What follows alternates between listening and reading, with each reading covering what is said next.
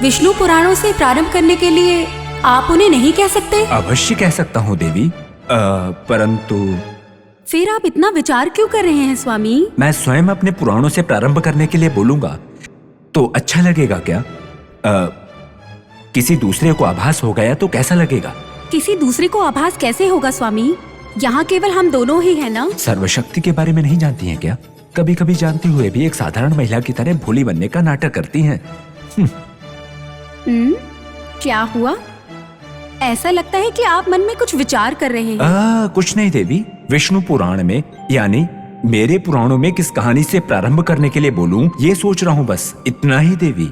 अच्छा, आप ऐसा विचार कर रहे हैं तो फिर कोई बात नहीं। ये हरि अब मेरे मार्ग पर चल रहे हैं। प्रिय भक्त जनों, ब्रह्म मानस के पुत्र वशिष्ठ हैं। वशिष्ठ की पुत्री शक्ति है। शक्ति के पुत्र ही पराशर हैं। पराशर महर्षि के पुत्र हमारे वेद व्यास महाकवि हैं। उन्हें कृष्णा दैवे पायान भी बुलाते हैं। वेद व्यास साक्षात श्री महाविष्णु भगवान का आशीर्वाद पाने वाले अंश हैं। इसलिए उन्हें इतनी महत्वपूर्ण बातों को और देव रहस्यों को जानने का सौभाग्य प्राप्त हुआ है। उनके शिष्यों में पैल को ऋग्वेद, वैशंपायन को यजुर्वेद, जैमिनी महर्षि को सामवेद, सुमंत को अथर्वण वेद का उपदेश दिया है तथा समस्त विश्व को उसे बांटने का आदेश दिया है।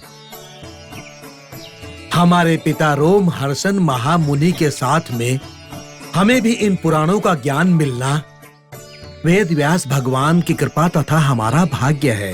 हे मुनि श्रेष्ठ, पुराणों का असली मतलब क्या आप समझा सकते हैं? मुनि पतंजलि, पुराण विषय न यत्यथि इति पुराणम, इसका मतलब है प्राचीन काल में जो हुआ है उन संघटनाओं को और धर्म के पाठ को हमें बताना ही पुराणों का अर्थ है।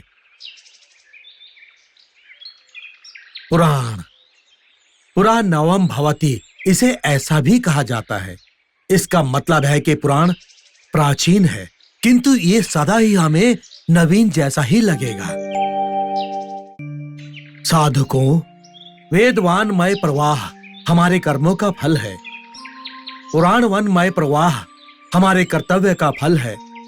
वेदों के प्रवाह को 4 वेदों में और पुराणों के प्रवाह को 18 पुराणों में बांटकर हमारी सहूलियत के लिए इसे वेद व्यास में समाहित किया है। इनका ऐसा विभाजन उन्होंने हमारी सौलभ्य के लिए ही किया है। मद्वैंग बद्वैंग चैव्या भ्रत्रयम वाच तुस्तायम अनापलिंगम कुस्कानी पुराणी पार्यवेक्षक अर्थात पुराणों के नाम याद रखने के लिए ही पद्म पुराण में एक स्त्रोत है। गुरुजी, क्या आप 18 पुराणों के नाम का विवरण कर सकते हैं? ब्रह्म पुराण को ब्रह्म कल्प में ब्रह्म ने स्वयं मारीच को समझाया है। ब्रह्म कल्प में पद्म पुराण को स्वयंभू ने ब्रह्म को समझाया है। वराह कल्प में विष्णु पुराण को पराशर ने ब्रह्म को समझाया है। श्वेता कल्प में शिव पुराण को साक्षात शिव ने वायु को समझाया है। इसलिए इसे वायु पुराण भी कहा जाता है। सरस्वती कल्प में भगवती पुराण को विष्णु ने विधाता को समझाया है। बृहत कल्प में नारद पुराण के पूर्व भाग को संकट ने स्वयं नारद को समझाया है और उत्तर भाग को वशिष्ठ महर्षि ने मंदा को समझाया है। श्वेत वराह कल्प में मार्कंडेय पुराण को मार्कंडेय ने जैमिनी महर्षि को समझाया है। ईशान कल्प में अग्नि पुराण को अग्निदेव ने वशिष्ठ को समझाया है। अघोरा कल्प में भविष्य पुराण को ब्रह्म ने मनु को समझाया है। राधांतर कल्प में ब्रह्म वैवर्तन पुराण को सावाराणी ने नारद को समझाया है। कल्पांत कल्प में लिंग पुराण को परम शिव ने नारद को समझाया है। मनु कल्प में वराह पुराण को विष्णु मूर्ति ने पृथ्वी को समझाया है। तत्पुरुष कल्प में स्कंद पुराण को स्कंद ने भूदेवी को समझाया है। कूर्म कल्प में वामन पुराण को चतुर्मुख ने पुलस्त्य महर्षि को समझाया है। लक्ष्मी कल्प में कूर्म पुराण को विष्णु मूर्ति ने पुलस्त्य महर्षि को समझाया है। सप्त कल्प में मत्स्य पुराण को गरुड़ कल्प में गरुड़ पुराण को श्री हरि ने मनुष्यों को समझाया है। भविष्य कल्प में ब्रह्मांड पुराण को ब्रह्मदेव ने सौरचिस मनु को समझाया है। विविध पुराणों के आदि स्रोत के नामों को और वक्तों को मैंने आप सबको समझाया। मुनि पुंगव, आज ऐसे अपूर्व और अद्भुत विषय को सुनने का महाभाग्य प्राप्त हुआ। आपके आगमन से ये संभव हुआ।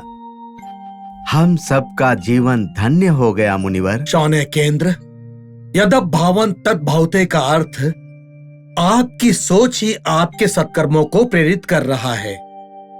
कल वसंत पंचमी का शुभ दिन है। कल प्रातः जगन माता से प्रार्थना करके हम कथा को आरंभ करेंगे।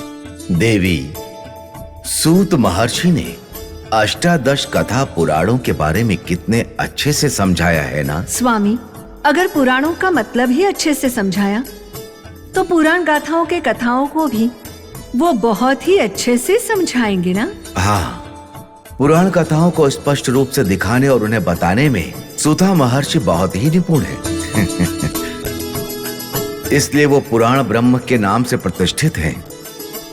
कथाओं में हर एक अनुभव को महसूस करवाते हुए उन युगों को, पर्वों को, उन मुनियों को उनके साथ ले जाके उन्हें भक्ति में और परवशित करने में सुधा मुनि अग्रगण्य है।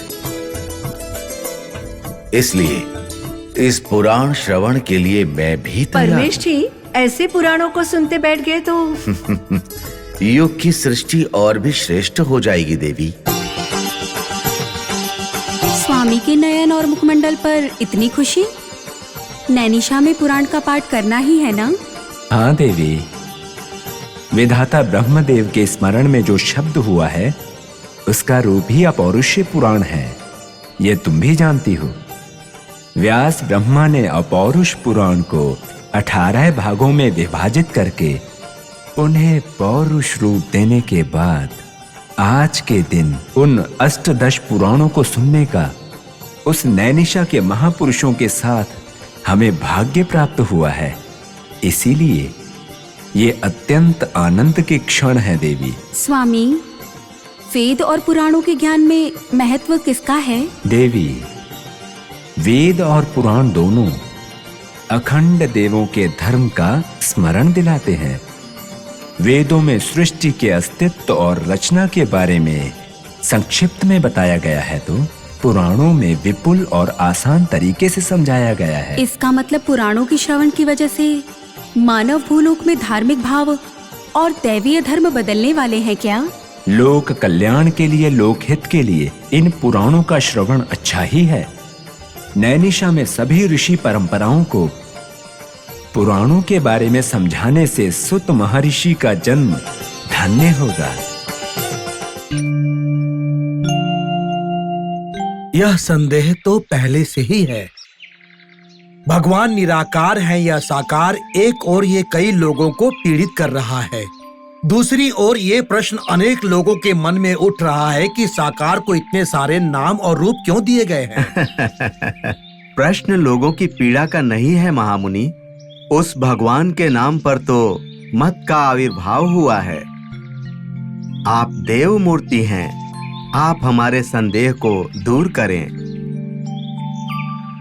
मुनि श्रेष्ठ, परम पवित्र नैनीशा आरण्य में निरंतर यज्ञ हुआ करता है, इसलिए पुण्य क्षेत्र है। आप जैसे मुनियों और साधकों के लिए तथा महापुरुषों के लिए कर्म भूमि है यह दिव्य क्षेत्र। सदैव हरि का नाम जप करते हुए तथा यज्ञ याग करने वाले हमारे मन में यदि इतने प्रश्न उठेंगे तो सामान्य जन के मन में उठे प्रश्नों का उत्तर कौन देगा? परमात्मा के अनेक रूप होने के बाद भी वो एक स्वरूप है। इसलिए ये सब समझाने के लिए ही उन्होंने ऐसा किया है। अगर आपकी आज्ञा हो तो मैं एक सवाल पूछना चाहता हूँ।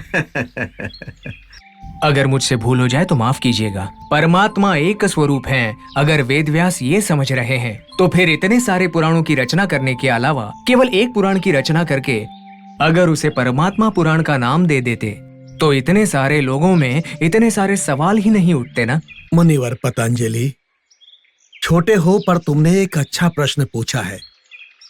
यदि सत्य कहूं तो सारे पुराण वेदों के समान ही हैं, अर्थात जो कुछ भी वेदों में संक्षिप्त में समझाया गया है वो सब पुराणों में विस्तार से समझाया गया है। सृष्टि के आरंभ में ही वेद पुराण दोनों ही हमें परमात्मा से मिले हैं। तपस्या की शक्ति से हम वेदों का अंतर तथा अर्थ समझ सकते हैं। वेदों को तथा वेदों में उपनिषद के अर्थ को सबको आसानी से समझाने के लिए तथा सबके प्रश्नों का उचित उत्तर देने के लिए ही जगत के निर्माता ने अपनी आंतरिक तथा दैवी शक्ति से साक्षात श्री विष्णु ने वेद व्यास के रूप में अवतार लिया है। देवलोक में अनेक कोटि उपनिषद से निक्षिप्त हुए आदि महापुराण को हमें आसानी से समझाने के लिए अष्टादश पुराणों का विभाजन किया गया है। तो फिर पुत्र, तुम पुराण कथाओं को सुनोगे तो तुम्हारी समस्त शंकाएं दूर हो जाएंगी। त्रिमूर्तियों में किसका महत्व है और पंचभूत में किसकी शक्ति अधिक है, अष्टाधिक पालक में कौन अग्रस्थान में है, नवग्रह में कौन महत्वपूर्ण है, सुरासुरों में शक्तिशाली कौन है, इनकी शक्तियों का कारण कौन है, ये समझने के लिए पुराणों को सुनना पड़ेगा। ग्रह मंडल में कौन सा ग्रह महत्वपूर्ण है, 14 लोक में कौन सा लोक सबसे मुख्य है, कल्पों में कौन सा कल्प सबसे महान है, युगों में कौन सा युग महत्वपूर्ण है, समय में कौन सा समय शुभ है, उनकी चाल को और महत्व को समझने के लिए हमें पुराणों को सुनना पड़ेगा। महात्मन, आपकी ये महत्वपूर्ण बातें सुनने के पश्चात पवित्र पुराणों के बारे में जानने की जिज्ञासा हो गई है। उसके विषय में बताने की कृपा करें। शौनकेंद्र, पुराणों में भगवान की लीला और भक्ति के बारे में ही नहीं अपितु शास्त्र और शस्त्र विज्ञान भी सम्मिलित है। आप सभी में जिज्ञासा उत्पन्न करने के लिए ही इतना उपदेश उपचार देना पड़ा। अब वास्तविक कथा आरंभ करता हूँ। ओम नमो नारायण व्यास रूपाय विश्वये नमः। सूत महामुनि,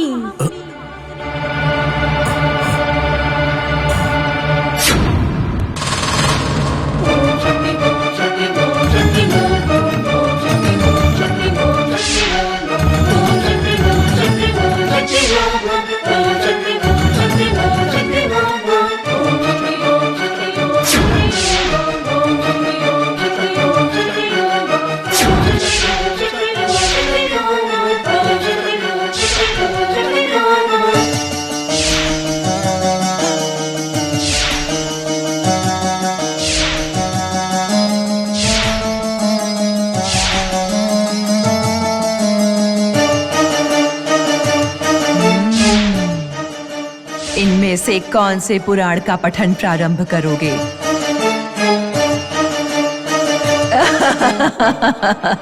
इसके पुराण से प्रारंभ करोगे तो इसे क्रोध आएगा, उसके पुराण से प्रारंभ करोगे तो उसे क्रोध आएगा। वो सब मिले हुए हैं, ये सब लोग सब लड़ेंगे और मारपीट करेंगे।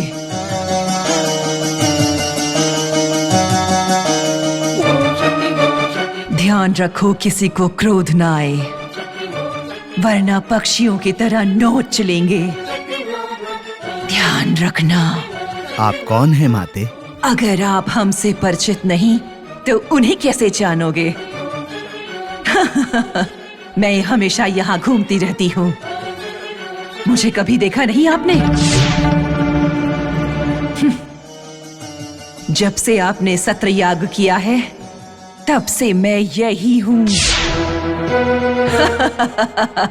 ये समझना होगा कि याग करना ही नहीं, अगर सच्चा योगी बनना चाहते हैं आप तो खुद को जानना पड़ेगा। तब वो, ये, आप और मैं सभी एक हो जाएंगे। समझे? सब एक ही हैं, सब समान हैं। माते, इसमें तो कोई संदेह नहीं है। ये नया संदेश नहीं, हमेशा से ही है, हमेशा होगा। ये सब जिसने लिखा उसी से पूछो।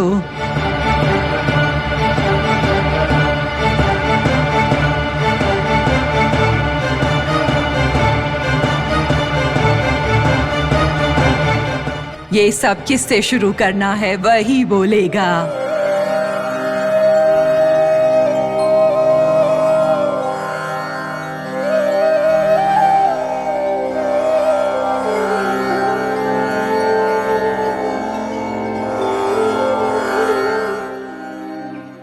महात्मन, आप उस स्त्री को नमस्कार क्यों कर रहे हैं?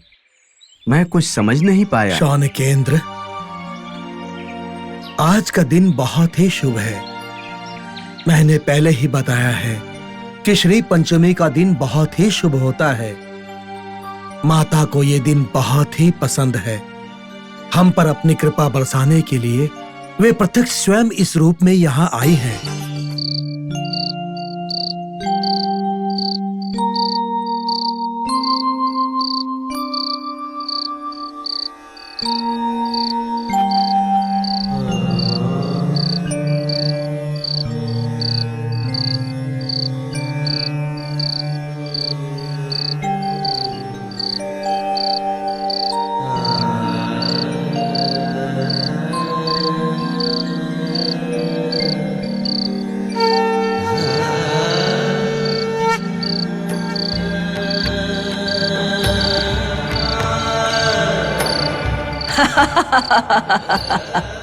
याग करना ही नहीं, अगर सच्चा योगी बनना है तो सर्वप्रथम स्वयं को ही जानना होगा।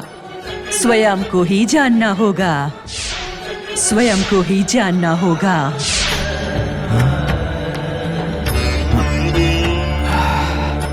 तो ये सत्य है, मैं अपने आप को ही नहीं जान पाया, फिर मैं ये पूरे संसार को क्या समझूंगा? इतने सालों की कठिन तपस्या के पश्चात भी मैं कुछ नहीं पा सका। माता जगदीश्वरी, मुझे कुछ प्राप्त नहीं हुआ माते। इतने वर्षों से मैंने जो यज्ञ और पूजा की है, तपस्या की है, व्रत किया है, उसके पश्चात भी मेरे ज्ञान की ज्योति नहीं जगी माता, नहीं जगी। मेरी तपस्या से मुझे कुछ प्राप्त नहीं हुआ। यदि मेरे कठोर व्रत और कठोर तपस्या ने मुझे योगी नहीं बनाया है, तो मैं इस वन में अज्ञानी के समान हूँ माते, अज्ञानी के समान हूँ। इस नैमिषारण्य में रहने वाले मुनि श्रेष्ठ, तपस्वी और ज्ञानी सभी मुझे गुरु कहकर पुकारते हैं। मुनि श्रेष्ठ का संबोधन देते हैं मुझे। आज से मैं उस संबोधन के लायक नहीं हूँ। केवल कषाय वस्त्र पहनने से मैं योगी हो गया हूँ क्या?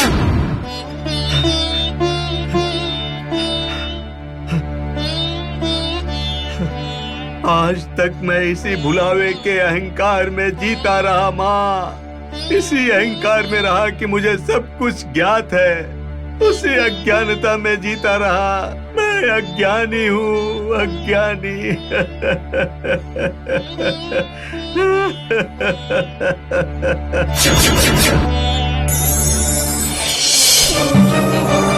हाँ, सबूत है।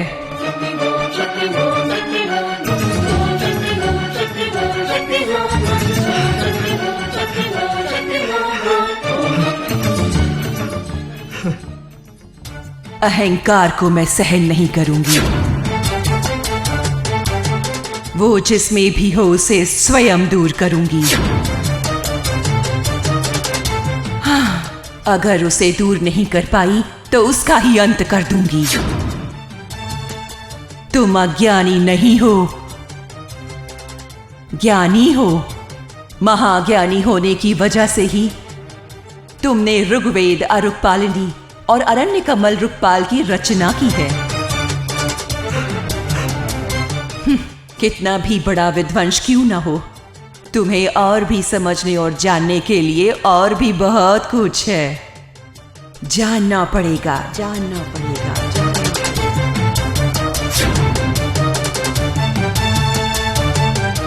तब जाकर तुम एक सच्चे ज्ञानी बन सकते हो। कोई भी ये बोले कि वो सब कुछ जानता है तो वही मेरी नजर में मूर्ख है। तुम शौनक के पुत्र और समुद्र के पोते हो। ज्ञान की सीमा नहीं होती है, पुत्र रुकावट भी होनी नहीं चाहिए। विश्व से भी विशाल है ज्ञान, वेदों से भी महत्वपूर्ण है ज्ञान। ज्ञान के अनेक रूप हैं